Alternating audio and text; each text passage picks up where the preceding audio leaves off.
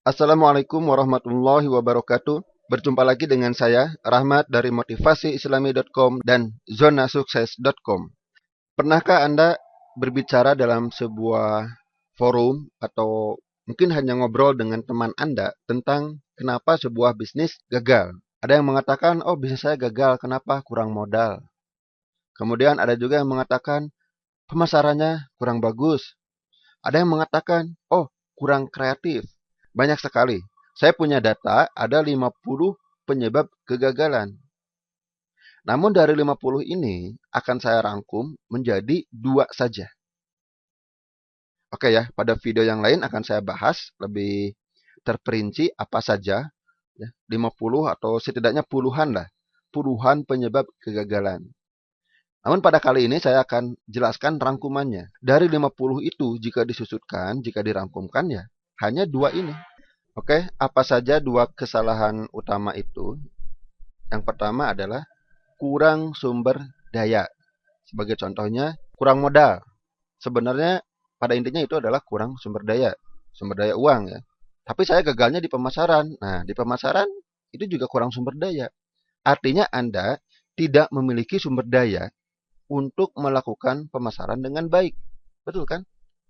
Jadi kekurangan apapun, kesalahan apapun itu karena kurang sumber daya.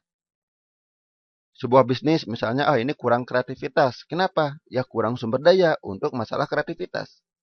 Jadi artinya jika Anda mampu mengadakan semua sumber daya yang diperlukan untuk sebuah bisnis, maka resiko kegagalan bisnis Anda akan berkurang. Ayo, kurang apa lagi? Oh, tata bukunya, akuntingnya nggak baik.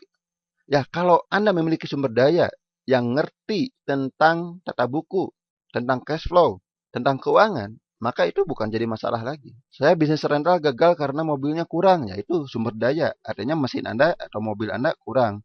Jadi sumber daya itu bisa manusia, bisa modal, bisa uang. Artinya modal lebih umum ya.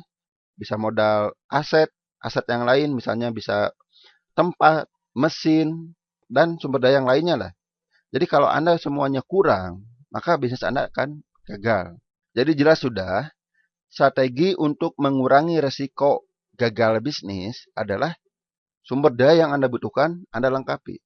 Sehingga jika semua sumber daya yang Anda butuhkan sudah lengkap, resiko kegagalan bisnis Anda itu akan berkurang. Tapi ada orang yang punya modal besar, sumber dayanya sudah lengkap, tetapi dia gagal juga. Nah, dia akan masuk ke kesalahan yang kedua, yaitu dia tidak bisa mengelola sumber daya.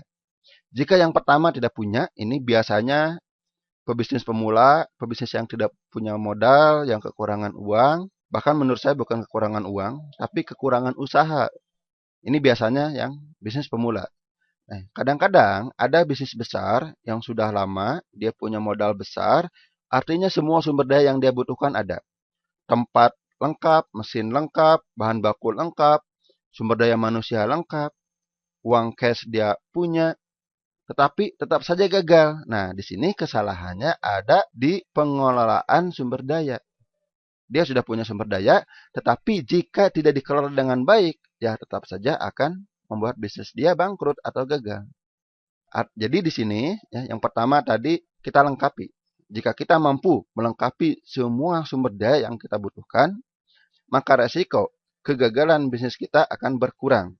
Yang kedua, saat kita sudah memiliki semua sumber daya yang dibutuhkan untuk menjalankan bisnis kita kelola dengan baik atau kita kelola dengan benar. Nah, jika dua kesalahan ini bisa kita atasi, insya Allah bisnis kita relatif anti gagal. Nah, masalahnya saya bingung bagaimana cara mengumpulkan sumber daya. Saya kan tidak punya uang, saya kan tidak bisa dan sebagainya ya. Berbagai alasan yang mengatakan bahwa sumber dayanya kurang. Nah, disinilah kita akan bicara ya. Kita akan diskusi pada video-video selanjutnya.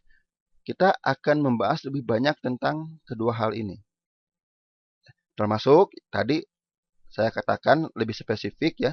50 kegagalan bisnis itu apa saja dan bagaimana cara mengantisipasinya. Bayangin ya, jika kita sudah tahu secara detail kesalahan-kesalahan yang biasa terjadi, kemudian kita bisa mengantisipasinya sejak awal, maka kegagalan bisnis kita akan jauh berkurang. Resikonya akan jauh berkurang.